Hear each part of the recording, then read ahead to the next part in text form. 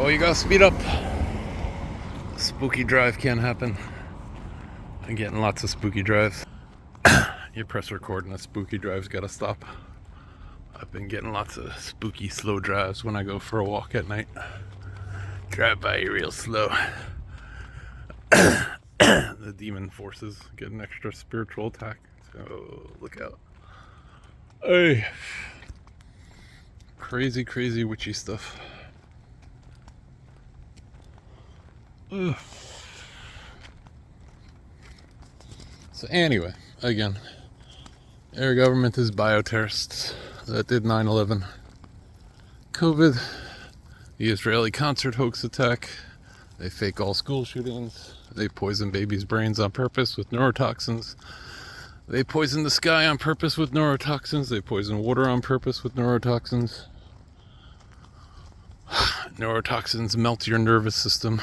They stay there for years, decades, or your whole life to make you slightly emotionally crippled, slightly always agitated, slightly always more prone to not want to think about something, not want to handle something.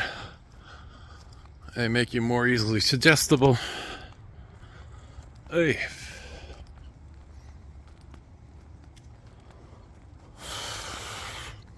And they make sure they get it into everything they can. Like, this is a very dark evil. The people who did 9/11 so that they could slaughter 15 million people are doing dark and evil stuff. Who would have thought it? But yeah, I mean, it sounds crazy to have to like put it together and be like, yeah, that's dark and evil, and then they're doing more dark and evil stuff. But like, actual full-blown spiritual dark evil. Hey. Crazy but true. Hey.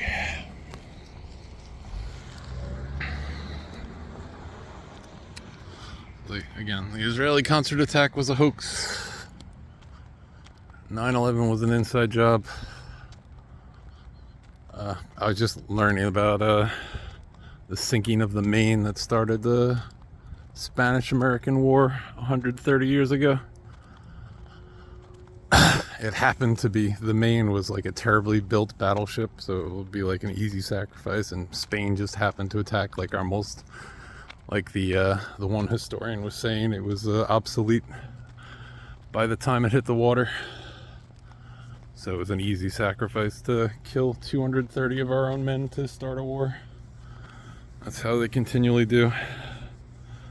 This is how the CIA operates. It's how the FBI operates. It's wherever they find peace or goodness, they say, oh, there's no power vacuum for us to move into.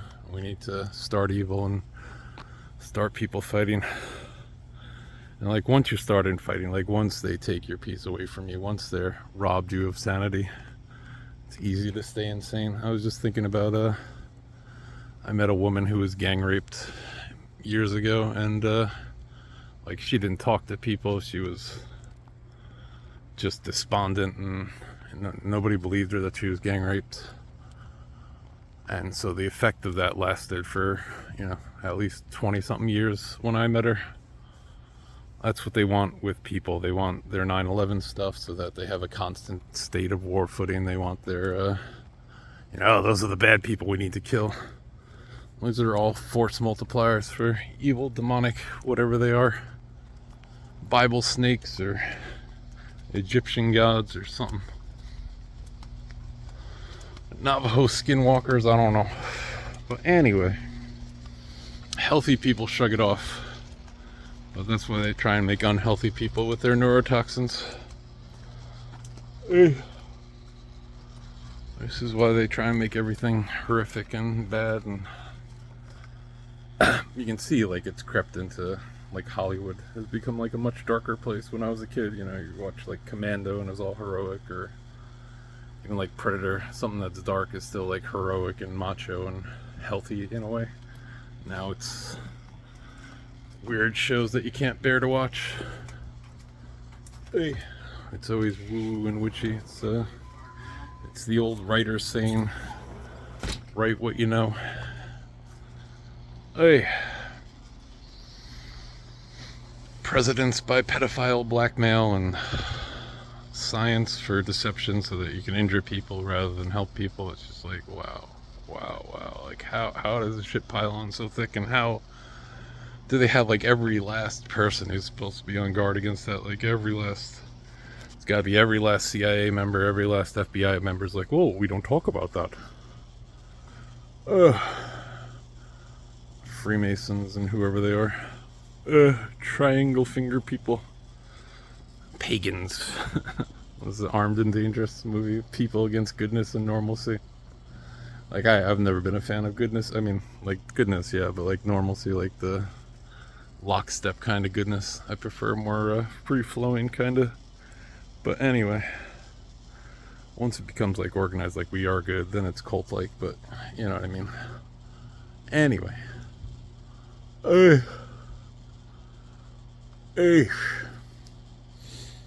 Myself personally, I've always enjoyed being like an outsider and laughing from the sidelines, but it's a whole different thing of like purposeful evil to do evil to get evil accomplished. It's just like a whole well beyond sanity, well beyond the pale, well beyond like most people's comprehension to get a handle on. But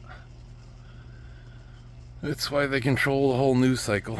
That's why they make sure they fake every last news story, because every last fake news story means more corrupted people to draw from. It means more insiders who think, oh yeah, this is the way it works. It means it's more easy to recruit more gang stalker type people. Oh, you guys have these fancy roads and you do all this evil. I see. Evil is how you get fancy roads. Like, no, the fancy roads are because of good, honest people doing hard work. Our leaders glomming onto that and saying, oh, look at what we did, is lies at best. Crazy but true. The 5G network is there for mind control, mind reading, mind rape. COVID was done to mask the side effects of the 5G network.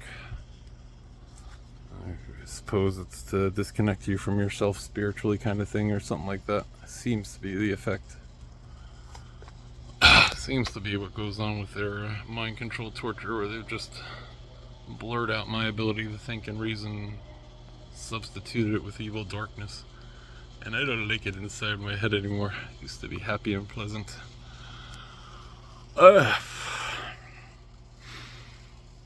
So yeah, that's how they do. They work off of fear, they work off of anger, they work off of violence, they work off of like in Israel, they work off of apartheid. Anybody who's studied these things knows that they planned 9/11 in advance. And when I go deep and think how far in advance did they plan 9/11, I think about when I was a kid and how G.I. Joe was on TV, and like G.I. Joe was good mental prepping for what do we do after 9/11 happened? I know, Yo Joe, Cobra the enemy. And it was like just perfectly timed for that cartoon to be popular. For, you know, those would have been the like 22-year-old, 23-year-old, 25-year-old platoon leaders and stuff, telling the 18-year-olds, yeah, this is what we do. We kill them. I've seen it on World War II. Like World War II, we were fighting evil aggressors. Now we're the evil aggressors, but we do it with a hidden hand so nobody notices. Crazy but true. This is how they do. And now the big thing is the 5G network, and there's going to be computers controlling your brain and controlling little aspects of however deep they can get mentally. They probably won't need to fake as many shootings because they'll probably be able to push a button and be like, oh, look, I told you people are violent. I'm so angry, I gotta lash out. Like I know that's what they try to do with their gang stalk torture on me. Like, I gotta walk by the neighbor who rammed my car. I can say it's the effect of it because it's the effect of it on me. Like, it just pisses me off when I gotta walk by my neighbor who rammed my car, because he's the new gang stalker neighbor. When I gotta walk by the other guy's house who I was complaining to some random people, some friends, that they're making 3v3 video game solo shuffle, random shuffle into 5v1. I walk by his house at 1 a.m. and he goes to the air, enjoying the 5v1? That's the gang stalker spooky stuff. That's like they write movies about it. Like A Beautiful Mind. Like, I'm sure that was them way back then, stalking that guy, torturing that guy, and they wrote a movie so to think, oh, that's what happens to a crazy person. But again, in my craziness, and the gang stalked me with vanity plates, it was 8 out of 10 times leaving Stop and Shop, the supermarket, where it's an easily predictable, he's at the cash register, he takes a minute to get to his car and 30 seconds to get out, so they could perfectly line it up every time.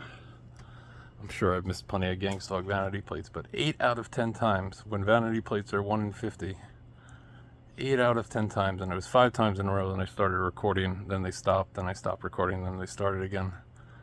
8 out of 10 times there was a vanity plate, the first car I pulled behind. And the odds of that happening are 1 in 900 billion. A 1 in 50 chance happening 8 out of 10 times. 1 in 900 billion, at least according to ChatGPT. I've never been good at probabilities, but I trust the computer to do simple math. Anyway, that's their gang stalk torture program. And people are like, how would they get away with it? Like, they have like their secret oath, like, you know, like if you betray the society, then they'll whatever, your head will be buried there and your arms will be, or whatever, you know. They have their death threats, then they have their cozy lifestyle for their insiders, talking about all those $1 trillion that are missing from the national deficit go to, you know, oh, you did a gang stalk, you did a false flag, now you live on Easy Street for the rest of your life. Like, you know, there's not going to be many whistleblowers for, oh yeah, I was involved in the pedophile sex ring and then we did 9/11. Like, that's a hard whistle to blow. That's like, if you have a crisis of conscience, that's like falling on your sword times 10, you know. So anyway, that's your government. That's how these things go. Impossible to believe, but true. Hey, they were never taught by their daddy to be a nice person, or their mom to be, you know. My mom used to say, like that ant has a mother. Like, don't step on the ant. They were never taught to be good people, I suppose. We don't know what it's like, I guess. We only know wicked cruelty and barely, like, disembodied souls. I have no idea. I keep asking God for help about this. Like, this makes no sense. Help me, God. But anyway, that's all that. That's fun in Nazi bioterrorism land with the gang stalkers. Again, like, fun gang stalk stuff. Like, just, you'd never believe it, but we found a dog that we named Max when I was 10 years old. A husky. Had him for a day. It was very, like, a childhood trauma that we, you know, lost him right away. Found the owner right away. I don't know, I was like 9 years old maybe. And I was just so happy, we're gonna have a husky, this is great. And then but anyway, so the new neighbor that's just standing on his lawn every single day, except for after I started talking about it, he disappeared. But for around like 6 months before I was talking about it, he'd be there with his husky named Max. I'd go for a walk and he'd be at this corner, and then I'd walk like all the way around a weird direction. He'd be at the corner again, like in a whole different place, and then I'd walk all the way around, across the next town to the bridge that goes across the creek, and then like he'd be standing there.